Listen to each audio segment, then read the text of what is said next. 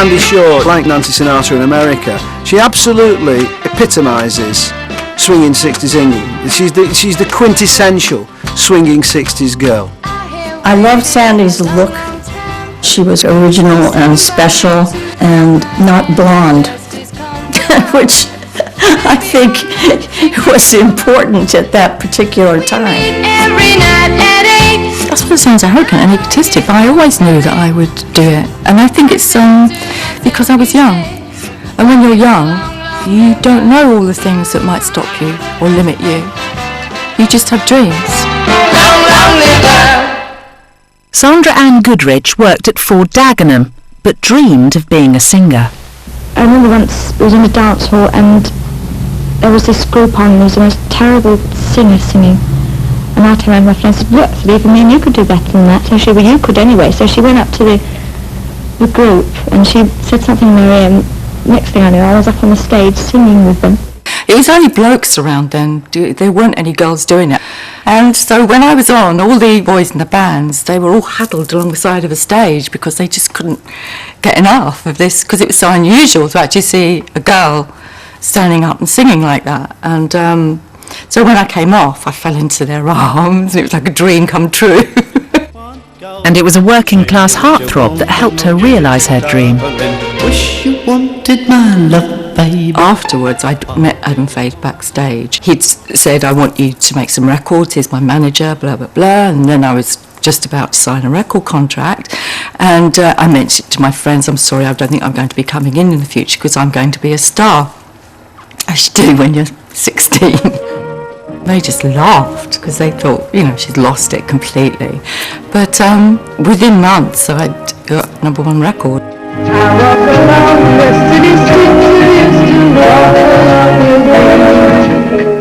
thought it was amazing to have my song played on the radio all the time, to actually wake up and there it was playing. And the first time I heard it was in the kitchen with my mum, and we were both just dancing around in the kitchen to it. It's a completely surreal and unheard of situation from some little girl in Dagenham. I was born to love you, and I will never be free. You'll always be a part of me. Adam Faith's manager, Eve Taylor, had a background in variety and saw Sandie as a light entertainment star.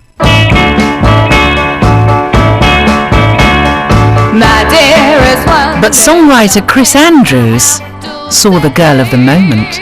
The first time I saw her, God, she was absolutely stunning looking, very, very tall, wonderful cheekbones. I always said of Sandie, you can't take a bad photograph of Sandie. I played a few things on the piano, Sandie sang, and this brilliant, unique voice came out. And I thought, well, great, we got it, yeah.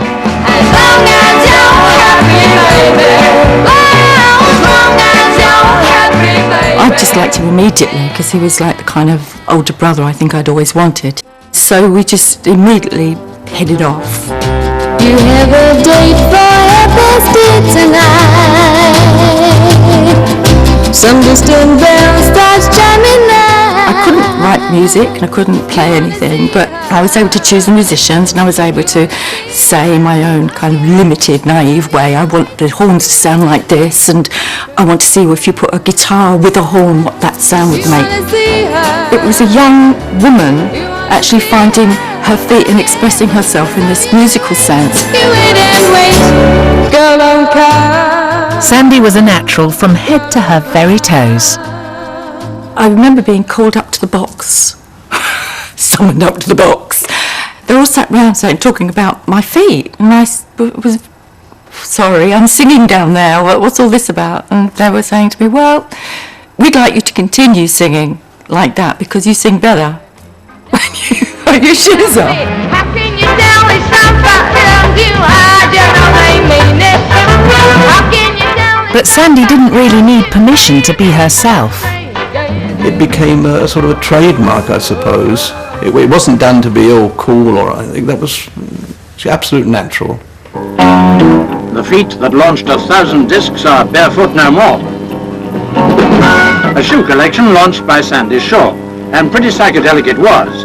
Flashing lights and twisting torsos transformed this Chelsea restaurant into a bizarre bazaar. because I'd become known as this fashionable person that everybody was copying what I was wearing anyway, a group of designers came to me and said, would I like to do a range, and they would put it together for me. Sandie had style. She knew exactly what she looked good in. Let's take a swim at our mates across the channel. Even the kids talk funny. L'amour c'est la plus grande affaire pour tous ceux qui sont sur terre. Sandie's chic translated across the continent, and her manager saw this as an opportunity to force her in a new direction. Once upon a time, an English song for the first time won the Eurovision Song Contest. I was lucky enough to be the one who sang it. It had such an awful reputation then, and I thought I was just so cool, and it was the worst possible match. You think I'm very high, don't you? But I'm not. She's bringing me down. No, I'm not bringing you down, because you know it's the truth. She convinced me that if I didn't do this, I could never work again. Had a dream last night. There were 5 songs in contention, but Sandie was hoping that Chris Andrews' song would win. Now it's up to you. The public in the end chose the song that they wanted, which to my horror was Puppet on a String, my least favourite of all songs.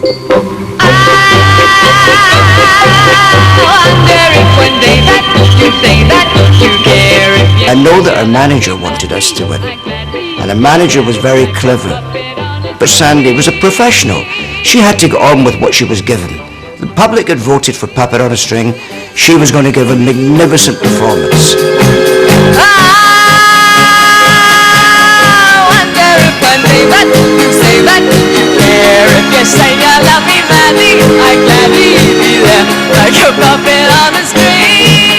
I was just embarrassed by it. I didn't kind of realise then it wasn't really for the audience that I'd been aiming at before. It was for a family audience. String!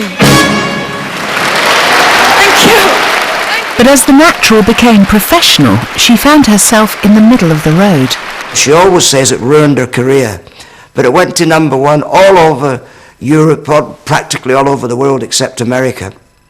I was very concerned because I thought, now what am I going to do? How am I going to get out of this and turn it around?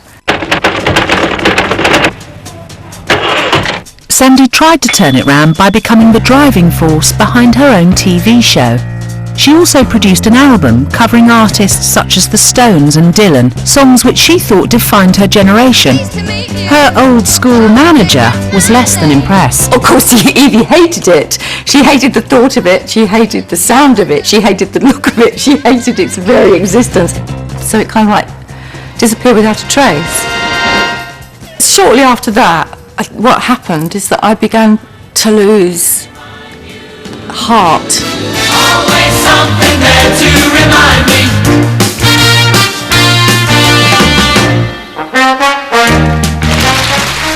Sandie and her public started to disagree on what Sandie Shaw should be. She'd tried to move on, but they hadn't. I walk along the city streets you used to walk along with me.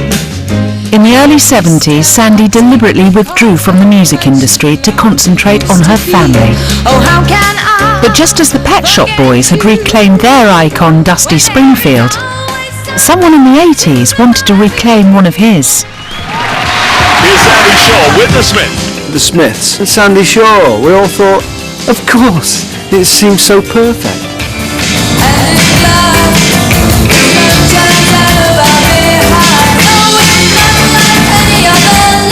And I think she pulled off that trick of kind of not trying to look like she did then.